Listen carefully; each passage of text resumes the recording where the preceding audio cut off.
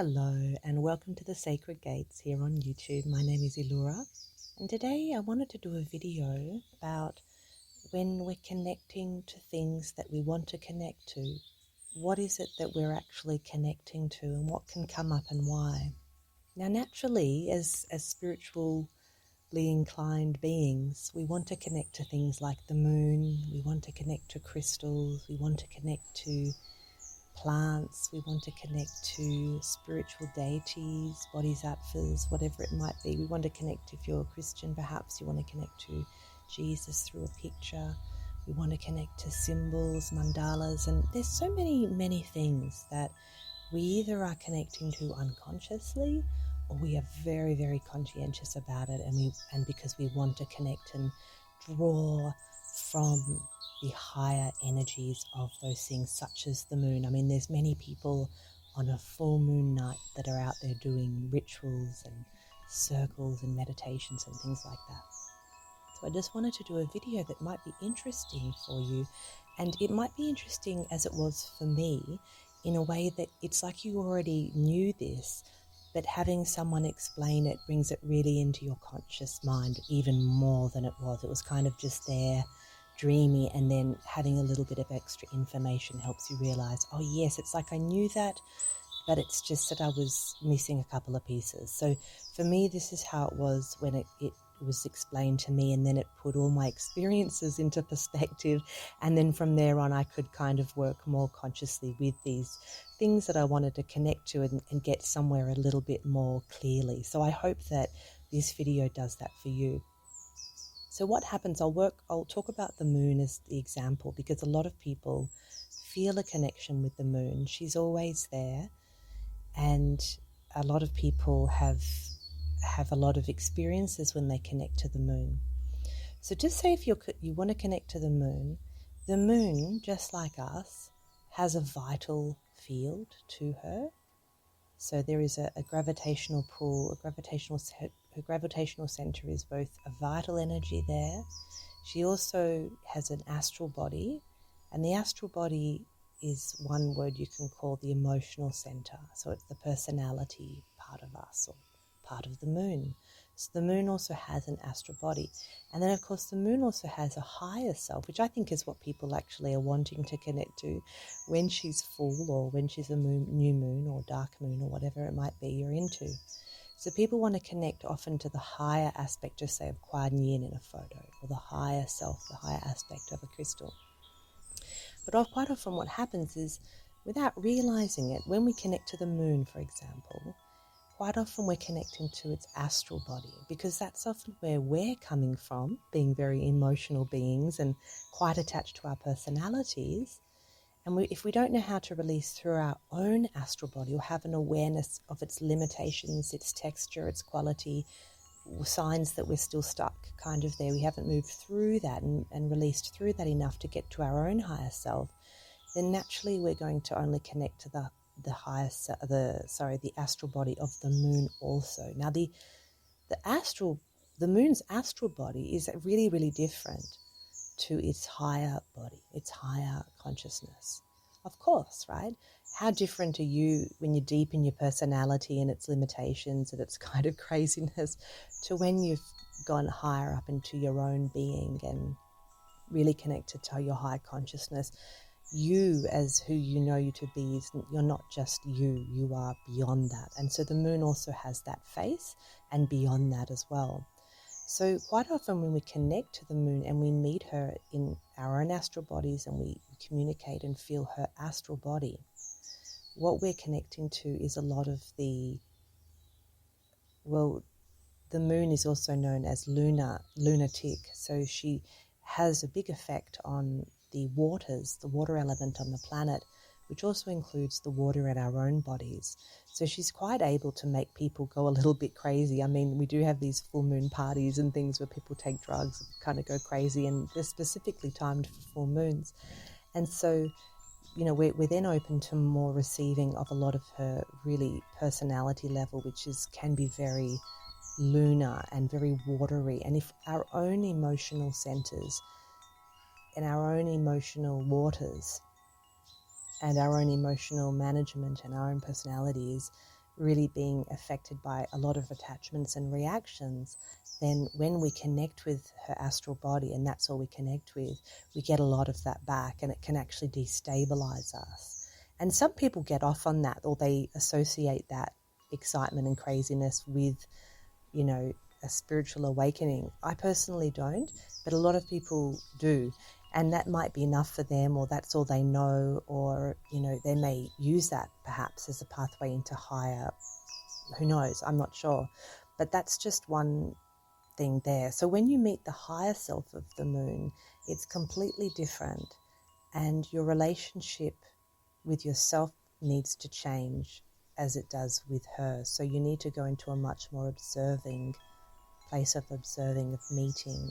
It's the same when you work with the elements, the elementals, such as earth elementals or water, fire, air elementals.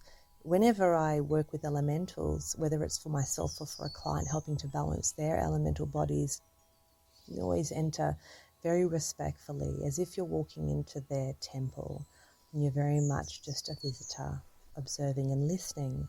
And so this is how it is that we come to be able to transcend the vital and astral realms and move up into the higher and meet the higher aspect, just say, of Kuan Yin or of a crystal. So whenever I work with the manifestations that we do here for clients with the sacred gates, we do quite a lot of manifestations every month. And when I work with the crystals that we do use, I always, once they're cleansed and all of that, I always connect to the higher self of the crystal. So just in this example, you know, rose quartz is a really popular, of course, it's such a beautiful crystal. It's very easy to source. It's quite a lot of it on the planet. People really love the color pink and love, and it's easy to understand this crystal. But also what happens is when we connect to rose quartz, for example, it has a lot of, you know, already we have a lot of ideas of what that is. We've looked it up on the internet. People talk about it. It's to do with this, it's to do with that, it's to do with this. So when we connect to it, we often just kind of connect to the social ideas of this, projections of this stone and what it's meant to mean. And so we kind of just meet that level. It's like being at a library and you want to study, you know, plants, just say, and you go to a certain level of the library where you can only really access, you know, all about plants and how they grow and the physics of them. You kind of want to get to another level about plants. Like, what about how all their root systems connect and they are able to communicate underground all together through the earth? And then what about plant medicine? And then what about our higher layers of plants where you can start to communicate? You want to go up to the higher levels of the library, right? So it's a little bit like that. So, for example, when you connect to a picture, if you connect to a picture of Kuan Yin, a lot of people love Kuan Yin. So a lot of consciousness has gone to Kuan Yin's image of Kuan Yin. So when you look at your own picture that you printed and chose yourself, probably off the internet, I imagine, other people have that picture too, and other people think of Kuan Yin, and we're part of a collective consciousness here on planet Earth. And so we tap into that collective consciousness, that unified consciousness, whether it's good or bad or whatever, it's there. Same with pictures of Jesus. You know, many people love Jesus and connect to Jesus, and there's so much thought phenomena that projected onto his image. And so there's that level of Jesus or Kuan Yin that you can connect to. But if you want to go through that and not just get stuck in that and add your own to that stream, and you want to move through that, then what I suggest is you go to the website, The Sacred Gates, and download the free audio training that we have. It's about 20 minutes long because it actually talks about this in more depth, and it gives you the one easy, very easy technique that we highly suggest you start using if you haven't already. If you want to develop yourself as a more sensitive connector, as a healer, it will help you with your spiritual practices, your meditation practices, your ascension path. It'll help you to connect to other people's higher self while you're talking to them, and to help raise them and yourself to a higher level of consciousness, and of course yourself. Download this free download of audio training to understand how to transcend. Just say if you've got a crystal and you don't want to just meet the collective consciousness of that crystal and you want to go beyond it. So I just wanted to do a video about that because so many of us love connecting, and you want to connect to, just say, Kuan Yin's higher self. Now that's very, very different to what the collective consciousness, she's not just this kind of loving being. She's actually quite fierce and has a lot of different messages personally for you too, to share with you. And she's not just perhaps what, we project onto her, and then we pick up these projections, project them ourselves. We want to go beyond all of that. And then we can connect to a rose quartz, the moon, the Kuan Yin, Jesus, the dollar sign, for example. Imagine how much is projected onto that. All of these things, we want to go above and beyond and meet their higher self. Now, their higher self ends up being a quality, an actual texture, a feeling, and a resonance. And so even then we can go beyond and imagine connecting to Kuan Yin as a very pure essence. Her most high self, it's not her anymore. She doesn't want you to connect to her face, to her image. So we go beyond the astral, the image, the personality of all things, and we are then able to connect to formlessness.